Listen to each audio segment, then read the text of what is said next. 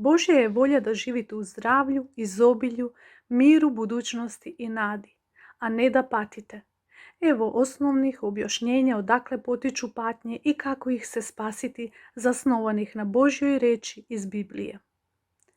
Kada je prvi čovjek Adam zgrešio protiv Božje volje, po njemu su ljudi naslijedili greh i nastavili da greše, a kazna za greh je smrt.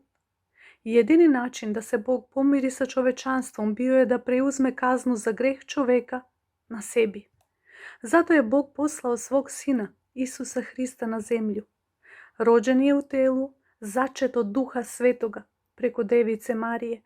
Nije grešio, činio je dobra djela među ljudima, pokazivao znake i čuda isceljenja, oslobođenja, vaskrsenja, rekao i pokazao kako treba da živimo. Patio je na krstu za nas, krvlju je platio kaznu za naš greh, umro, sahranjen, vaskrsao treći dan, uzneo se na nebu, živ je i vratit će se. Delom svojim na krstu Isus Hristos nas je pomirio sa Bogom, otkupio nas od đavola, opravdao, dao nam spasenje i večni život, oslobodio nas od bola, bolesti, patnje, prokletstva, dao nam Duha Svetoga da nam pomogne, uteši nas, vodi nas u osvećenog života uz Božju zaštitu. Dobra vest je da je Isus Hrist došao, izvršio volju Božju, dao svoj život za vas da biste zaista živjeli i kada napustite ovaj svet.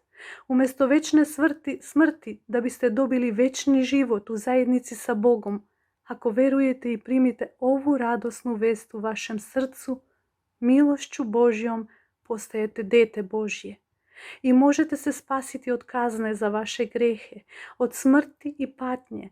Ako priđete Isusu Hristu sa iskrenom molitvom, sa kratkom molitvom, izgovorite to u miru, u veri.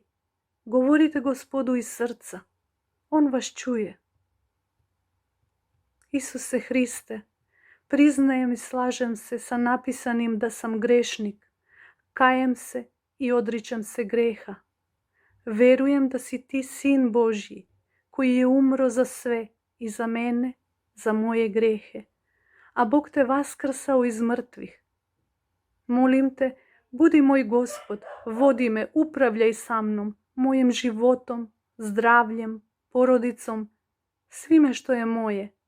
Hvala i slava tebi, Gospode Isuse Hriste.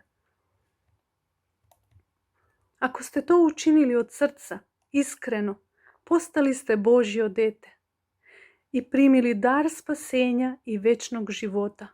Duh Sveti je ušao u vaše srce, ispunio ga Božjom ljubavlju. Pomaže vam i vodi vas da napustite stari grešni put života i započnete novi uz molitvu Gospodu, uz čitanje Svetog pisma Biblije, u jedinstvu sa drugim vernicima vođenim Svetim Duhom.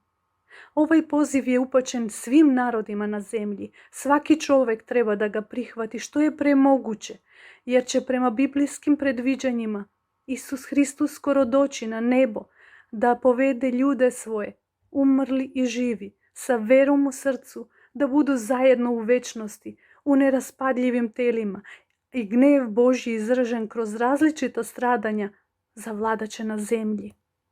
Zato napravite ovaj izbor što je premoguće i ohrabrite svoje najmilije da to učine, tako da ćete zauvek biti zajedno i smrt vas nikada neće razdvojiti. Hvala i slava Bogu.